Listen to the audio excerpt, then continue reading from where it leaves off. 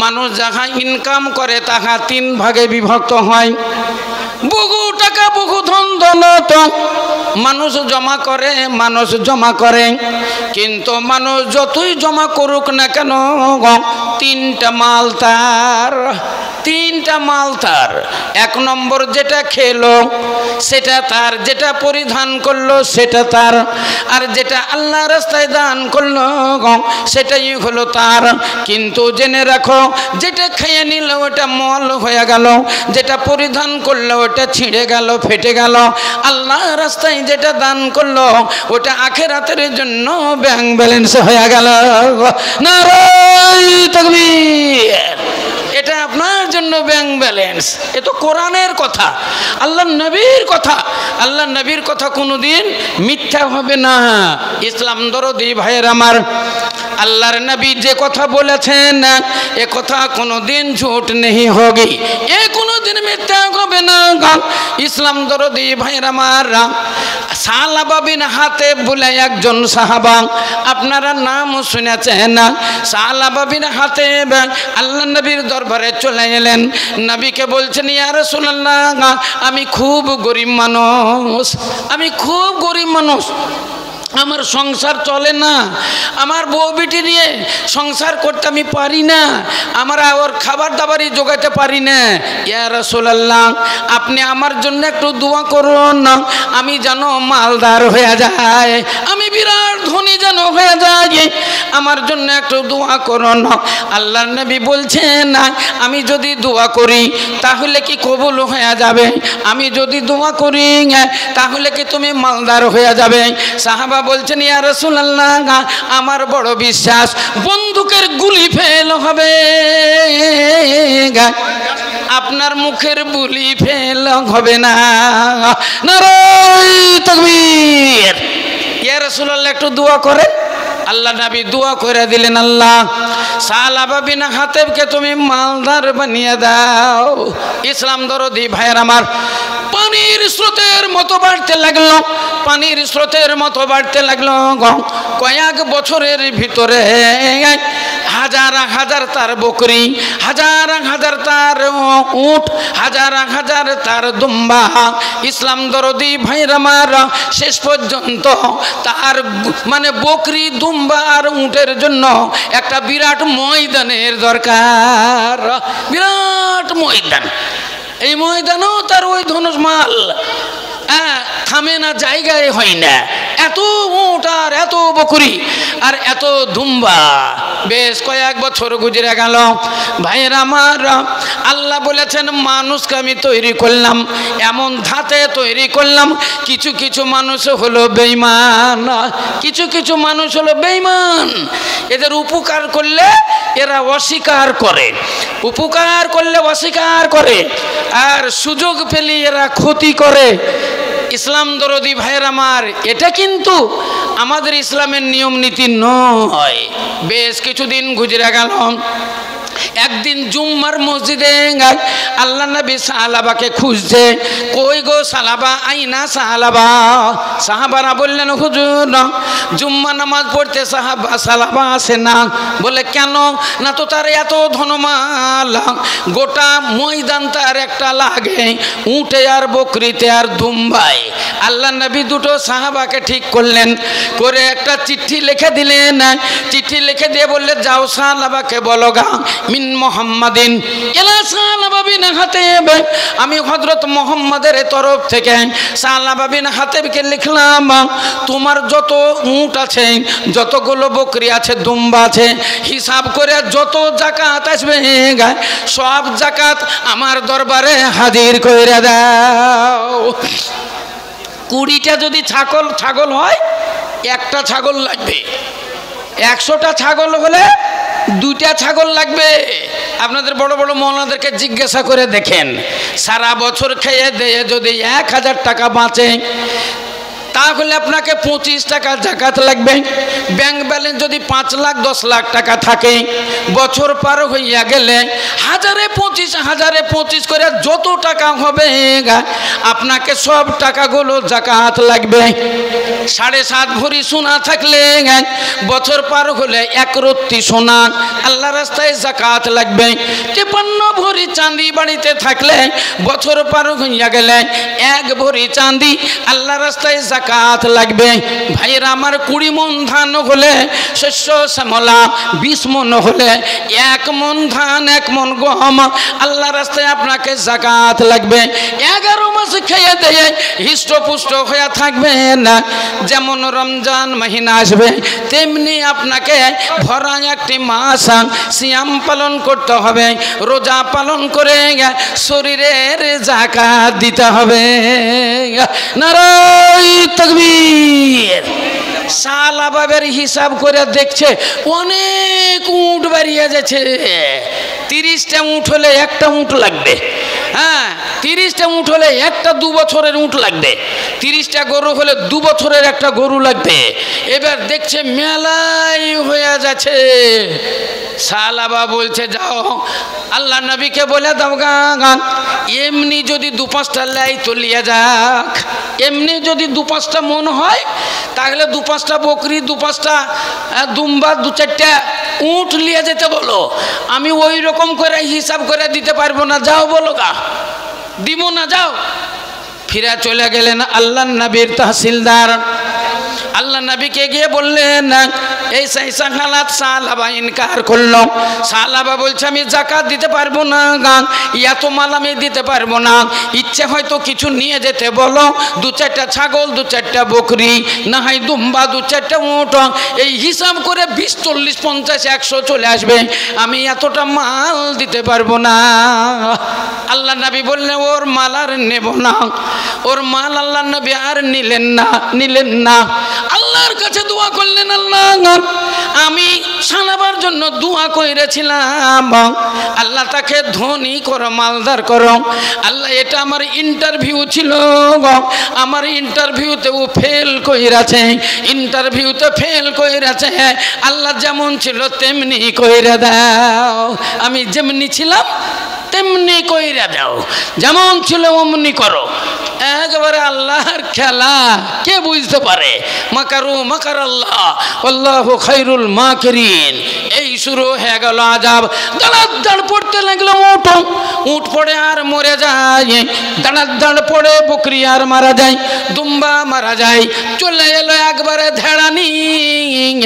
এই মানে ধাড়াতে মরে সাপ হইয়া গেল। ইসলাম দরদি ভাইরা আমার দিনের রাসূল সরকারে দো আলম তাজদার মাদানী দরবারে সালাবা একবারে মানে কোকড়া হয়ে দুর্বল হয়ে নিরোগ হয়ে নবীর দরবারে এসে হাত জোড় করে বলছেন ইয়া রাসূলুল্লাহ, ইয়া হাবিবাল্লাহ, হালাকতু মালি। আল্লাহ আমার যত ধন সম্পদ ছিল সব ধ্বংস হয়ে গেছে, সব ধ্বংস হয়ে গেছে। সামিহিন ইয়া রাসূলুল্লাহ, হুজুর আপনি আমাকে ক্ষমা করেন, হুজুর আপনি আমাকে মাফ করে দেন। এই দেখেন মাল শেষ, কয়টা বকরি কয়টা দুম্বা আপনার জন্য নিয়ে এসেছি, এটা আপনি কবুল কইরালেন আর নাই, শেষ। এই দেখেন কটা ছাগল আর কটা দুম্বা, আর এই দেখেন 2-1টা উট নিয়ে এসেছি, আপনি কবুল করেন। আল্লাহ নবী মুখ ফিরিয়ে নিলেন, কথা বললেন না। সামনে গিয়ে বলছেন ইয়া রাসূলুল্লাহ ক্ষমা করুন, আপনি এটা কবুল করেন না। আল্লাহ নবী বললেন তোমার মাল তুমি নিয়ে যাও, তোমার মাল আমি কবুল করব না। নবী আমার মাল নিলেন না, চলে গেল। আল্লাহ রাসূলের ইন্তেকালের পর হযরত আবু বকর সিদ্দিক রাদিয়াল্লাহু তাআলা আনহু তিনি খলিফা হলেন। তিনিও বেশি দিন ছিলেন না, মাত্র 2.5 বছর। 2.5 বছরের ভিতরে আল্লাহর নবীরা মোহাব্বতে আল্লাহ নবীর শোকে কাতর হয়ে তিনিও সংসার করতে পারলেন না। আল্লাহ নবীর শোকে কাতর হয়ে 2.5 বছরের ভিতরে তিনি ইন্তেকাল করলেন। ইন্না লিল্লাহি ওয়া ইন্না ইলাইহি রাজিউন। তাই হযরত আবু বকর সিদ্দিক রাদিয়াল্লাহু তাআলা আনহু যখন খলিফা হলেন, কয়েকটা বকরি আর কয়েকটা ছাগল নিয়ে এসে হযরত আবু বকরকে বললেন, ওগো আবু বকর আমিরুল মুমিনিন, এই দেখেন কটা ছাগল আর কটা বকরি মানে দুম্বা নিয়ে এসেছি, এটা আপনি যাকাতে কবুল কইরালেন না। তিনি বললেন, সাহাবা, আল্লাহর নবী তোমার যাকাত কবুল করেনি, আমি কেমন করে তোমার যাকাত কবুল করব? আমি তোমার যাকাত নিতে পারবো না, নিয়ে যাও, ফেরত নিয়ে যাও। ফেরত নিয়ে গেল। আবু বকর সিদ্দিক রাদিয়াল্লাহু তাআলা আনহুর পর হযরত উমর ফারুক রাদিয়াল্লাহু তাআলা আনহু খলিফা হলেন।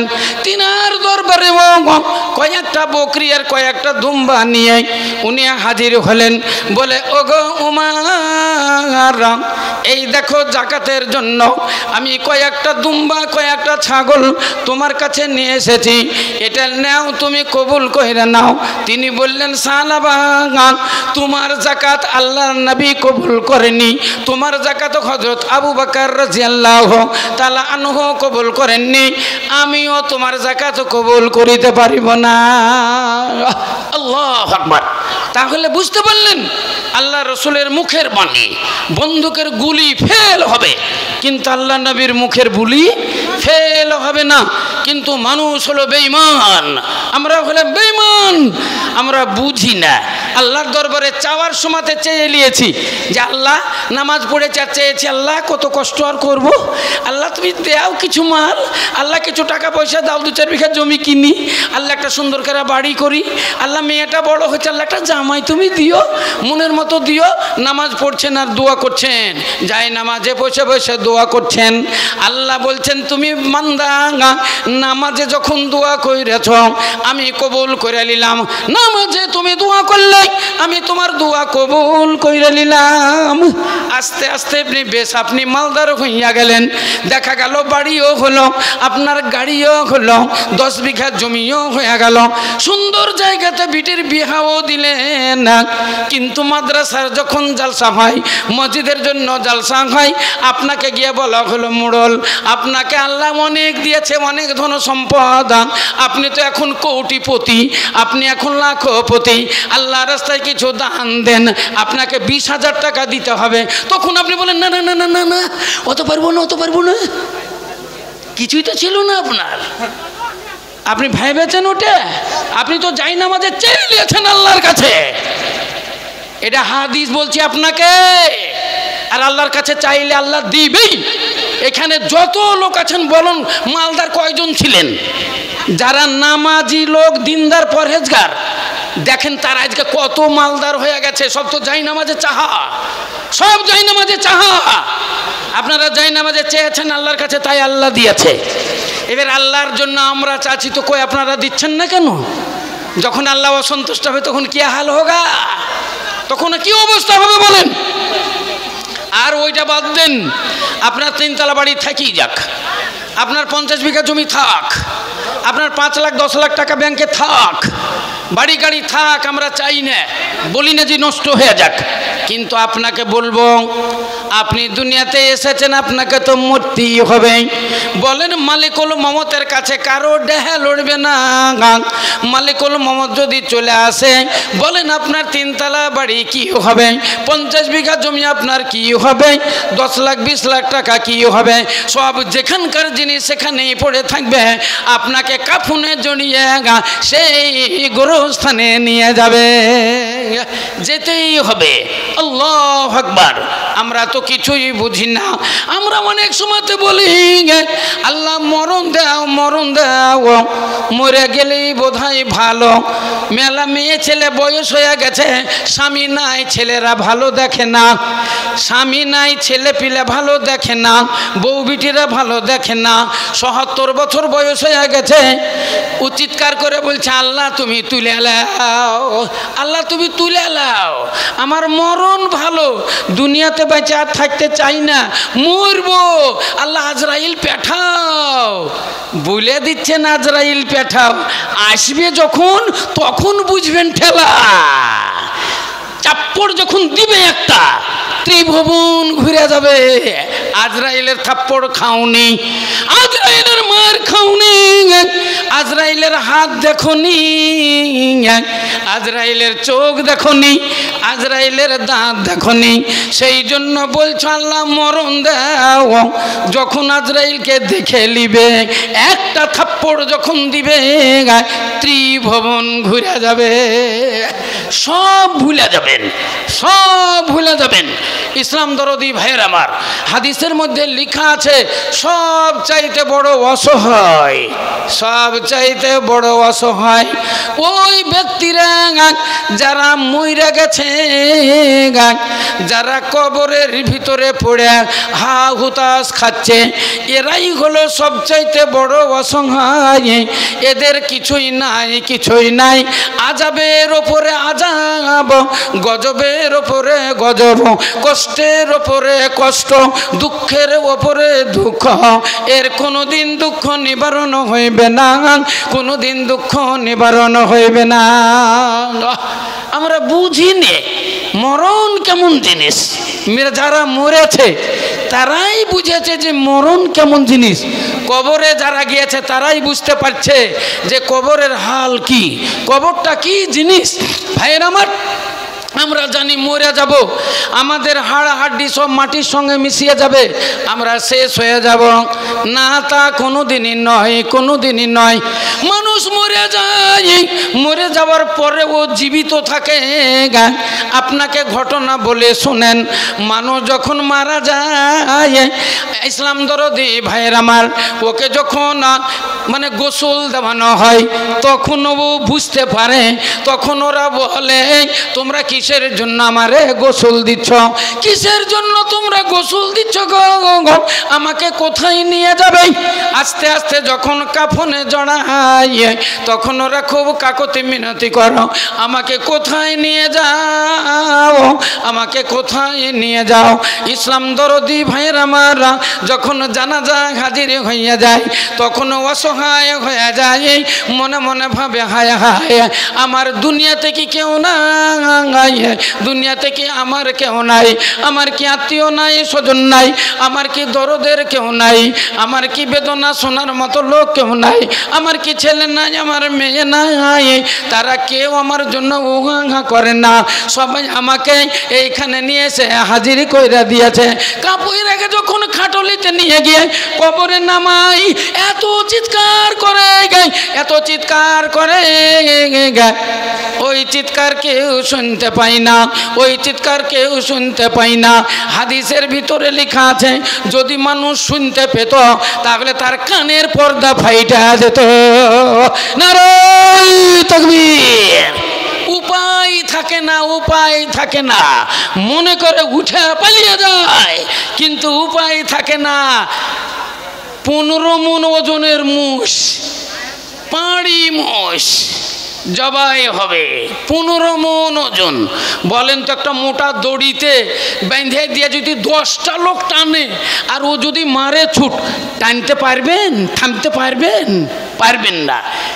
ওই মোষকে যখন জবাই করে মোটা রসা দিয়া পা দুখানকে জড়িয়ে বাঁধে, হাত দুখানকে পা দুখানকে জড়িয়ে বাঁধে, লেজের ভিতর দিয়ে দড়িটা নিয়ে গিয়ে বুকের ভিতর দিয়ে গলার সাথে টান দিয়ে কইসা যখন বাঁধে গায়, এবার মোট বড় ছুরি, তীক্ষ্ণ ছুরি নিয়ে যখন জবাই করার জন্য গলাতে ধরে গায়, তখন তার জান উড়ে যায়। তখন মনে করে এই দড়ি ছিঁড়ে পালিয়ে যায়, দড়ি ছিঁড়া পালিয়ে যায়, কিন্তু না না, হাত পাকে বেঁধে দেওয়া হইয়াছে, আর উপায় নাই, আর উপায় নাই। এ মনে করি উঠি উঠি, মনে করি উঠি উঠি, এদিকে কাটাছে টুটি, উঠিব কি ঘাড় ভেঙে পড়ি।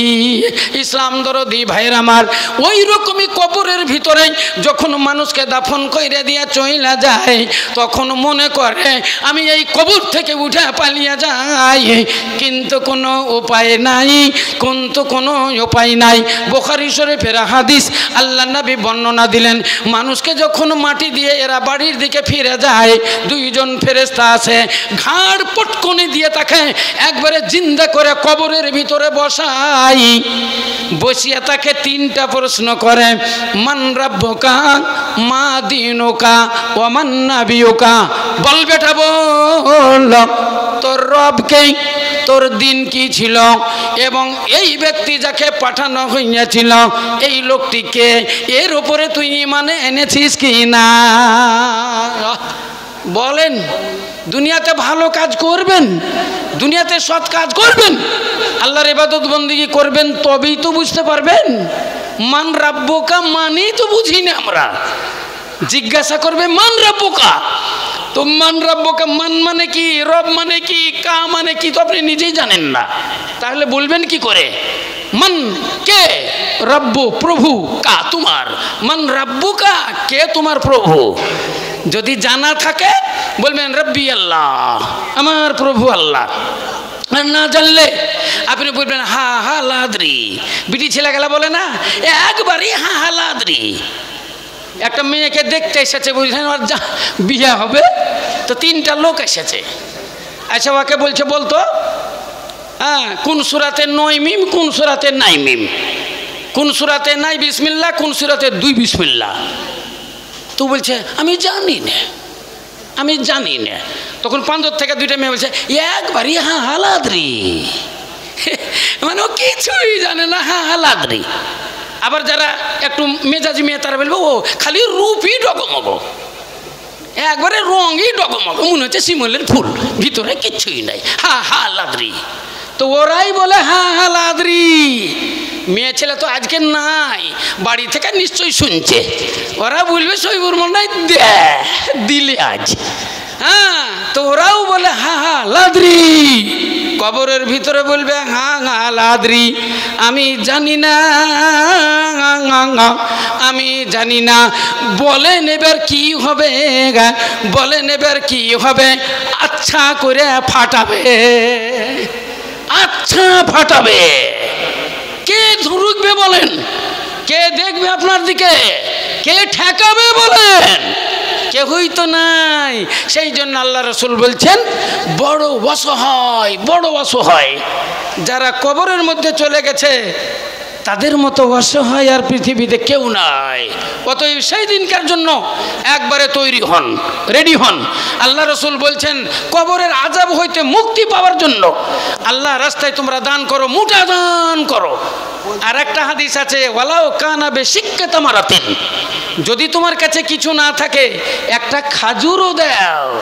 যদি একটা খেজুর থাকে, মানে সৌদি আরবে খেজুরের চাষ, তাই বলছে ওয়ালাউ কানা বিশিক্কাতি তামারাতিন, যদি একটা খাজুরও থাকে ওই খাজুরটাও দাও।